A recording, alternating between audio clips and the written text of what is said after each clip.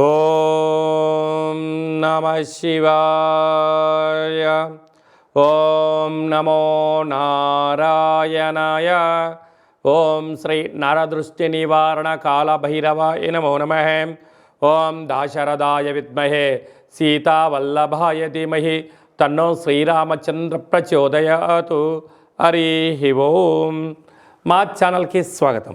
చూస్తున్న వీక్షకులకు ప్రేక్షకులకు ప్రియ కాళ భైరవ భగవద్బంధులకి స్వాగతం పలుకుతూ మమ్మల్ని ఎంతగానో ఆదరిస్తూ ఉండబడినటువంటి ప్రియ సోదరీ మణులు అందరికీ కూడా సనాతన ధర్మ వీక్షకులకు సంరక్షకులకు శ్రీరామనవమి పండగ శుభాకాంక్షలు.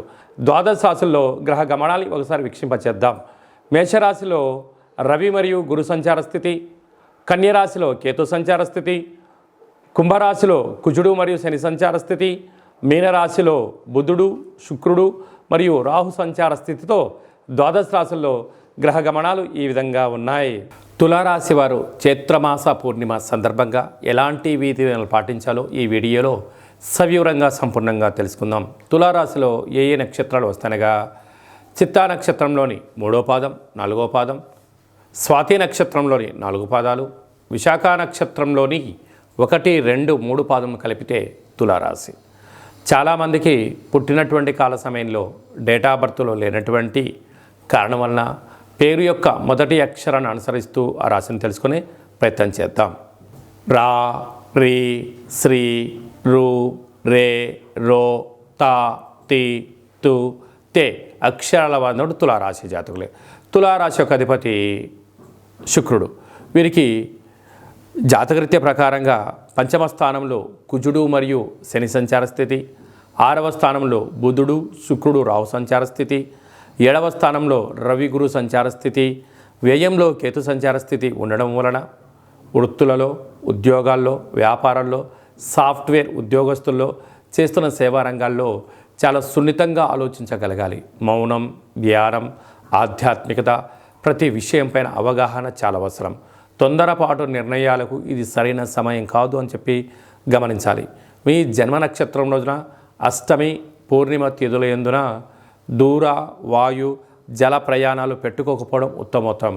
అనవసర ప్రయాణాలు, ఖర్చులు పెరగడం, ఆవేశాలకు వెళ్ళడం, ఆర్భాటాలకు వెళ్ళడం, విందులు వినోదాల్లో పాల్గొనే పరిస్థితి చాలా అధికంగా ఉంటుంది. ఇలాంటి కాల సమయంలో అధికమైన ఖర్చులు పొంచి ఉన్నాయి కనుక వాటిని మనం నివారించగలగాలి అన్నట్లయితే ఒక తెలుపు రంగు క్లాత్లో నవధాన్యాలను మూటకట్టి ఆవు నీతితో దీపం వెలిగించి దిష్టి తీసి ప్రవహించే నీటిలో వేయడంలో కానీ, లేకుంటే తెల్లజిల్లెడ వృక్షం మొదల్లో వేయడం కానీ ఆవుకు ఏర్పాటు చేయడం వలన ఆయువృద్ధి, ధనవృద్ధి కలుగుతుంది. సాఫ్ట్వేర్ రంగం వారు, హార్డ్వేర్ రంగం వారు, చేతి వృత్తుల వాళ్ళు, వ్యవసాయ సోదరీమణుల వాళ్ళు, గృహ భవన నిర్మాణ కార్యక్రమం చేసే వారికి చాలా మంచి కాలం ఉందని చెప్పి గమనించాలి. అందరికీ శుభం, జయం, లాభం కలగాలని కోరుకుంటూ ఆశీర్వచనం. శతమానం భవతి శతాయు పురుష సతేంద్రియ ఆయుష్యేవేంద్రియే ప్రతిష్టతి. ధనం ధాన్యం బహుపుత్రలాభం శత సంవత్సరం దీర్ఘమాయు.